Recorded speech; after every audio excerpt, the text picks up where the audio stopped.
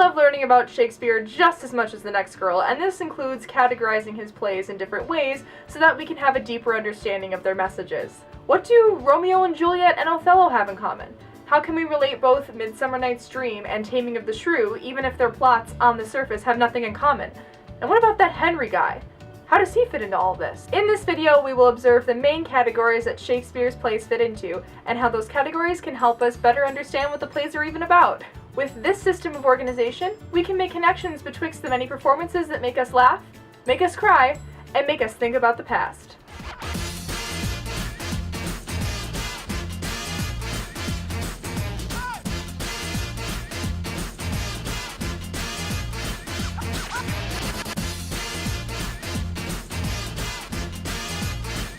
Mambo number 5.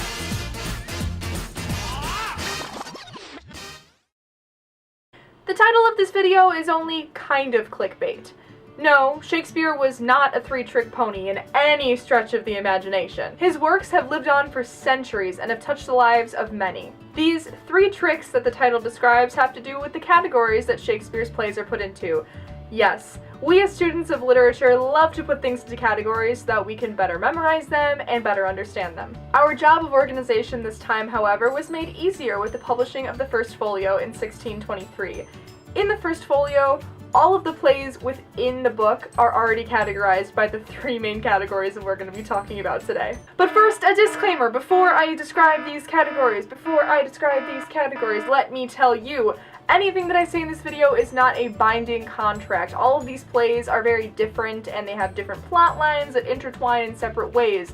So no, a play will not perfectly fit into a category like a nice little snug book on a bookshelf. No, every play is in its own right, singular and independent, so there's no way to really categorize them perfectly. But with these categories that I will show you, you're going to be able to, better understand different things about every play. I think this video is making me realize that I just like rambling. I apologize for the following minutes that you will endure. Let's talk about category number 1, comedy. Now, the comedy is the most popular category to place one of his plays in, as 17 of his plays out of the 37 that he wrote throughout his lifetime are placed within this category. But what makes a play a comedy, you ask? There are many levels that we will discuss. Before we continue, it's extremely important to note that just because a show that he wrote has a comedic aspect to it, does not necessarily mean that the show is going to be placed in the comedic category. Nearly all of the Bard's shows have some element of comedy in them. That doesn't necessarily mean that they're going to be placed in this category. Anywho, our first thing we're going to be talking about is the central conflict of a comedy. Normally in Shakespearean comedies, a play that centers around a central conflict between two prominent groups of people is going to be placed under the comedic category. Now, when I say that there's a central conflict, that kind of sounds a little bit more traumatic, but really, his comedies would start out with that central conflict between two groups of people and then move into, oh yay, happy ending with lots of marriage at As You Like It, at Midsummer Night's Dream, at Twelfth Night. Okay, you get the point. Hold up. Listen to those titles once more. At As You Like It, at Midsummer Night's Dream, at 12th Night. They're super vague. This is another defining characteristic of Will's comedies. The titles would be extremely vague, basically to entice the reader and or the watcher so that they'd be more interested in what the play was about. For example, Measure for Measure. Well, gee, that could literally be about anything, dude. No spoiler alerts here, folks. Oh my god, I'm so funny! Anyhow, Shakespeare made it a point in his comedies that the forces of nature would work in favor of the protagonist. This was important because normally nature would be the driving force to help the protagonist reach their potential in the end. To get married, most likely. Another particular aspect of some of Shakespeare's comedies, some of them had a lot of gender swapping going on, like Twelfth Night and As You Like It, which for some reason I really like to bring those up today, and also characters going from persecuted to praised, and other examples like that would indicate his comedic writing. Lastly, and this is one of the most defining characteristics, in my opinion, of comedies, is the lack of death. Normally, in a tragedy, there would be some kind of a death either in the middle or normally the end of the plot, but in comedy, no one dies. Normally, people get married. I don't know why that is. I mean, I love Shakespeare's comedies. Don't get me wrong, occasionally reading about a homicide here and there is pretty interesting.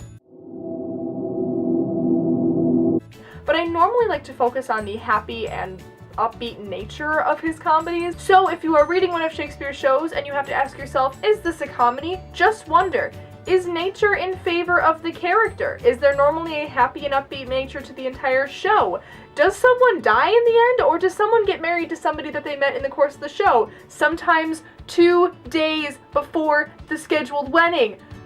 I can't get over As You Like It. Why do I keep bringing that up? Ugh. All right. Not everything Shakespeare can be upbeat and happy and woo, everyone's getting married and wow. Let's look at some of his many tragedies. Tragedy. Arguably the most famous of the 3 categories of Shakespeare's writing. Will ended up turning out about 11 of these that would fall into this category for a multitude of reasons. If you are able to remember the basics of a comedy, the basics of a tragedy are pretty much the same thing, just vice versa. Piece of cake. First, a Shakespearean tragedy usually doesn't reveal itself right away. Within comedies, typically beginning in a hopeless circumstance, a tragedy will often begin peaceful and seemingly average. But this, again, feeds into the crescendo effect that Shakespeare loved within his productions, in order to engage an audience whilst conveying the true, sad, and distressing tales of his intricate characters. Now let's talk about the titles of the shows. Shakespearean comedies tend to have that vague, unidentifiable title that we all know and love, but Shakespearean tragedies have a very straightforward title, normally having to do with the main character or characters of the show. Instead of having to guess what the actual heck Love's Labour's Lost would be about, one could just pick up a play and say, it's called Othello. I bet there's going to be somebody named Othello in this show. On another note, unlike comedies, tragic works of Shakespeare tend to show forces of nature working against the protagonist. This adds to the sad flow of the shows and relates a kind of sense of doubt within the character. Lastly, the most obvious and largest difference between the 2 larger categories being comedy and tragedy is the ending. Instead of that happy, go lucky, woohoo, we're all getting married and I just met you 2 days ago, let's do this, tragedies tend to end in a death.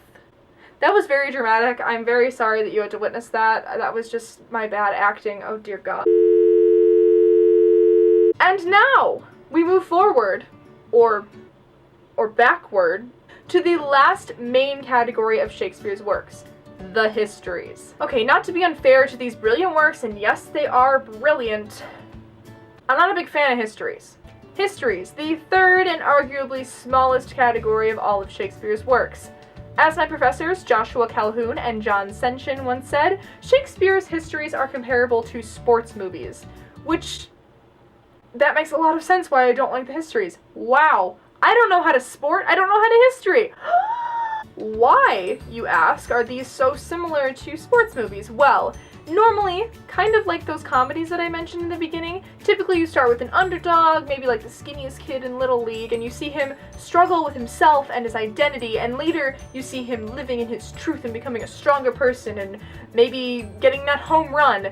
Is that how you sport? I don't. In a unique twist, histories actually lead an entire legacy of nations. Thus, they can contain a lot of factual information and the most cultural significance of any other category. We see shows like Henry IV Part 1, and though quite a few facts were clearly false on Will's part, a majority of the show can bring forth a powerful message of cultural significance. In addition, histories are interesting in that they don't necessarily have to start in a chaotic format like, say, a comedy would, but they also don't necessarily have to start in serenity either. This category gives a lot of leeway into a mixture between going from drama to happiness, from happiness to drama, etc., etc., etc. Unsurprisingly, a history can contain a lot of historical context. You didn't really need to know that, but I just thought, throw it in there for the viewers. I really need to take a nap. Similar to tragedies, a Shakespearean history would begin with a title that has to do with the protagonist or a main character of that show. For example, Richard II. Seeing these titles doesn't really give the same imaginative feel that a comedic title would, but it still gives a lot more of a direct kind of leeway into what the story will be about. Does that make sense? Am I making any of the senses? Okay, awesome. I don't know if this has been here the entire time, but this is a snowflake because Christmas time. The nature of a historical show can give leeway to a lot of negative outlook on a given situation.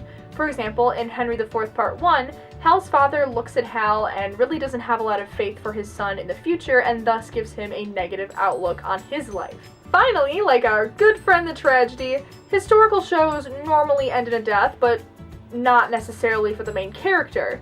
Histories can end in many deaths having to do with wars and suffering, and thus contribute to a previously mentioned view of hopelessness and a dismal outlook on the lives of the people within the show. Even though I'm not the biggest fan of histories, I definitely recommend that you guys check some out. Make sure that you know the 3 different kinds of categories that Shakespeare gives us, and just try them all out, because the beauty of Shakespeare is reading everything and figuring out what you like to read. Well, there you have it, folks, the 3 main categories that Shakespeare shows can fall under. I sincerely hope that this helps any readers, any people in classes trying to understand what the heck they're reading. If you learned anything from this, please subscribe, like the video, and comment down below what you really learned from this video. I am very curious. I certainly hope you learned a lot, and if you have any questions, feel free to leave them in the comments box below, or wherever YouTube decided to put it this time. Until next time.